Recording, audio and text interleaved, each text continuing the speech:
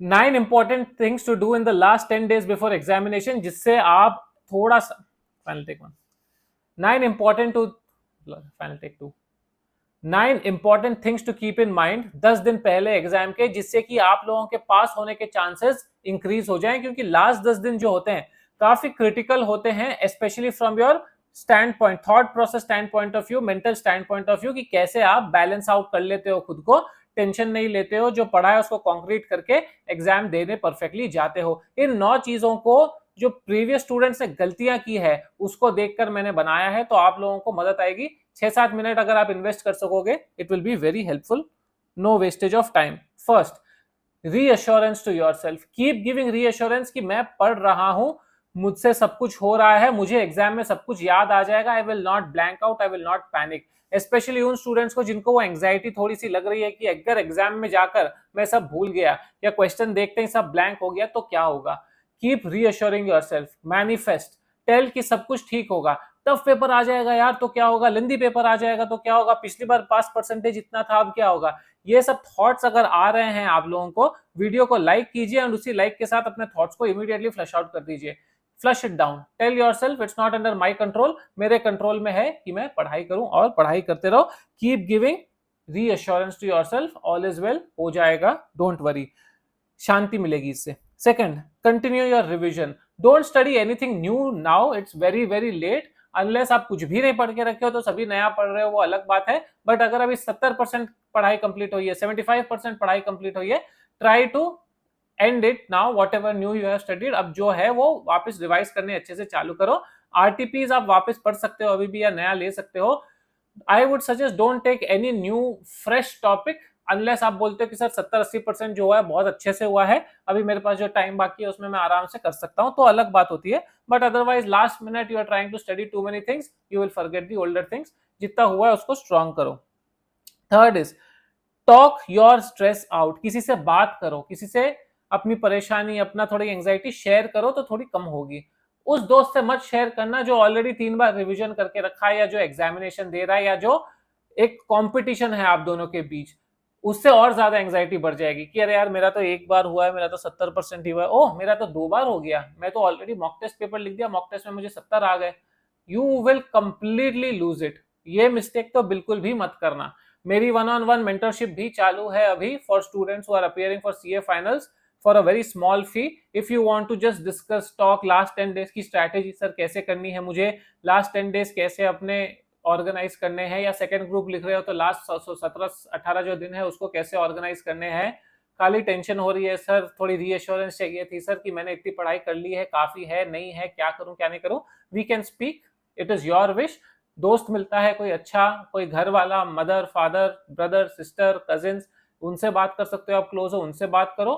नहीं कर सकते, I will also be there for that 1-on-1 mentorship, you can also check the details in description and you can write a mail and then we can also talk on phone, that is not a problem। but अगर आपको stress लग रहा है, talk it out, you will feel much better, that I can assure you।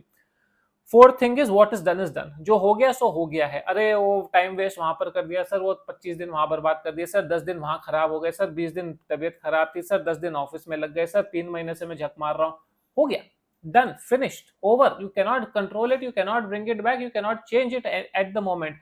What you can ensure is कि आने वाला जो time है उसको आप वेस्ट मत करो, और 10 दिन बाद ये रिग्रेट नहीं होना चाहिए कि अरे लास्ट 10 दिन तो मैं क्यों वेस्ट किया, फालतू में करने का कोई जरूरत ही नहीं था लेकिन उसको भी मैंने वेस्ट कर दिया। What is done, what is coming, focus on that। Prioritize health, both mental and physical। अभी भी आपकी एक्सरसाइज होनी चाहिए, सुबह आधे घंटे वॉकिंग करो, शाम में एकदम जब खाना वाना खा लो, पूरा दिन का पढ़ाई हो जाए, जाकर आधे घंटे नीचे वॉकिंग कर लो, मेडिटेशन, सांस लेना लंबा, जो भी करना है आपको मेंटल एंड फिजिकल हेल्थ के लिए, आप अपनी फिटनेस जारी रखो। Next is sleep at least for 7 hours। Yes, you will be like अरे सर 7 घंटे बिफोर द एग्जाम थोड़ा गिल्ट नहीं हो जाएगा, isn't this too much? No, it's not too much. 7 घंटे तो बहुत कम बोल दिए मैंने, एटलीस्ट 8 घंटे तो सोने ही चाहिए, स्पेशली बिफोर द एग्जाम्स। आप जितना 7-8 घंटे सोओगे, जो आप पढ़े हो वो कंसोलिडेट होगा माइंड में, फ्रेश वो अच्छे से बन के फिर नए चीजों के लिए स्पेस बनेगी। आप फ्रेश उठोगे, बेटर पढ़ाई करोगे, इसमें कोई रॉकेट साइंस नहीं है, this is a known fact now. Don't try to say कि मैं 16-17 घंटे पढ़ूंगा सर, 5 घंटे ही सोऊंगा, it's not going to work out, you will only burn out and you will get exhausted. Don't experiment. आप 12 से 13 प्रोडक्टिव आवर्स पढ़ो, 7 घंटे सो, it is going to do wonders for you. लेकिन नेक्स्ट पॉइंट है, don't sleep between 12:30 PM to 6 PM। जो आपका examination time है, दोपहर का टाइम है, मत मत मत सोना। उस टाइम पर कुछ खाना भी अवॉइड करो। जैसे अगर आप 12:30 एग्जामिनेशन हॉल के लिए निकलोगे अपने घर से, तो 12:30 से पहले अपना लंच अभी से चालू कर दो, ताकि आपकी बॉडी जो है वो यूज टू हो जाए। ऐसा नहीं हो कि 1:30 आप लंच कर रहे हो, फिर सडनली एग्जाम के पहले 12 बजे करके जाओगे और वहां पर जाकर 2 बजे भूख लग रही है। वो नहीं होना चाहिए। Don't skip your meals at any point, ना अभी ना बाद में। एनर्जी चाहिए अपने को, फोकस चाहिए, स्ट्रेंथ चाहिए, हमेशा एनर्जाइज रहो। So follow this exam schedule from now, ताकि you get use to it. आपको लगेगा कि हाँ कुछ डिफरेंट होता है ना, एग्जाम की एक फीलिंग होती है कि हम कुछ 5 घंटे अलग से रख रहे हैं। अभी से थोड़ा थोड़ा यूज टू करना चालू करोगे तो आपको उतना सरप्राइजिंग, उतना शॉकिंग नहीं लगेगा। उस टाइम पर उसको अक्लामेटाइज करना। This would be a very good point two implement right now. Next है, एग्जामिनेशन होने के बाद, हर एग्जाम खत्म होने के बाद, do not have any exam related discussion. Paper कैसा था, इसका आंसर क्या था, उसका आंसर क्या था। देखो ये चीज मैं हर बार बोलता हूँ, स्टूडेंट्स हर बार ये गलती करते हैं, स्टूडेंट बाद में रिग्रेट करते हैं कि हमने पेपर आंसर देख लिया, उसके बाद थोड़ा सा नर्वस हो गए, या फिर किसी से डिस्कशन कर लिया। That is the worst thing to do. दूसरे फ्रेंड से डिस्कस कर लिया, उसके बाद तो दिमाग ही घूम जाएगा कि उसका सही। अपने को हमेशा यही लगता है ना कि उसका सही है, मेरा गलत है। मेरे डीटी एग्जाम के बाद, फाइनल एग्जाम के बाद यही हुआ था। मैं बाहर निकला, पेपर मेरा खराब ही गया था, और बाहर निकल के लोग क्या बात कर रहे हैं मुझे समझ ही नहीं आ रहा। कुछ भी बात कर रहे हैं लोग, ये सेक्शन, वो सेक्शन, इस सेक्शन का लिंकेज उससे था, उस सेक्शन का लिंकेज इससे था, ये तो एक सीक्रेट क्वेश्चन था, इसका तो सीक्रेट आंसर था। मैं बोल रहा हूँ सीक्रेट छोड़ो, मेरा तो सीधा आंसर ही नहीं लिखा गया। I was sure I will fail. Next exam के लिए मैंने ठीक से पढ़ाई तक नहीं की। I was lucky, I got 40 in DT and 200 और 202 इन दी aggregate.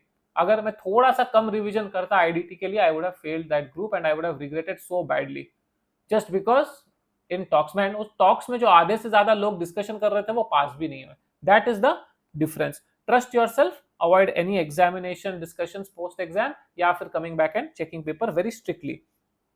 Ninth and the last point is maintain very strict routine. अभी आप इंडल्ज किसी चीज में नहीं कर सकते। Unfortunately Diwali is bang before your examination and that takes away your Diwali fun for sure. आप दिवाली इस बार सेलिब्रेट, आधा घंटा पूजा कर लेना, 1-2 पटाखे फोड़ लेना, but that's about it. You will have to sit and study, that's the truth. Cousins आएंगे, रिलेटिव्स आएंगे, अगले दिन सब होगा।